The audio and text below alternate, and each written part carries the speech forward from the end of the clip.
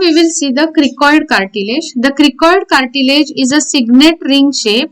So it has a narrow anterior arch and a broad posterior lamina. If we look from the front, the anterior arch is seen like this, and it has an outer lip and an inner lip. The outer lip gives origin to the lateral cricoarytenoid muscle, and the inner lip of the cricoid gives attachment to the cricovocal ligament or membrane, which will go upwards, and its free margin, upper free margin, will form the vocal ligaments. Now the anterior arch at the junction of the lamina, it forms a joint with the thyroid inferior horn of the thyroid cartilage, that is cricothyroid joint. Then anteriorly it gives origin to the cricothyroid muscle in front and the cricopharyngeus part of inferior constrictor muscle behind.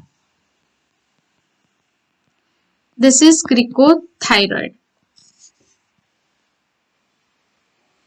And this is lateral cricoarytenoid origin.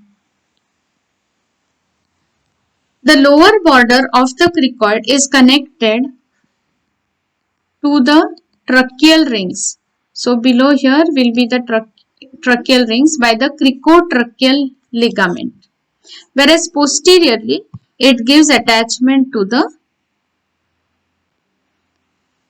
trachealis muscle. Posterior, that is lamina on the inferior border. Now if we look at the cricoid from the posterior aspect, it will show a lamina with the sloping edges like this, broad lamina. Here will be the trachealis muscle, and there is a median ridge in the center which gives attachment to the longitudinal muscle of the esophagus. On either side there is origin of posterior cricoarytenoid muscle which goes like this to insert on the arytenoid. This is posterior cricoarytenoid origin, and on the top of this, so there is a concavity here for the articulation with the arytenoid cartilage. So it forms cricoarytenoid joint. So the cricoid forms two joints. One is the cricothyroid joint and the other is the cricoarytenoid joint.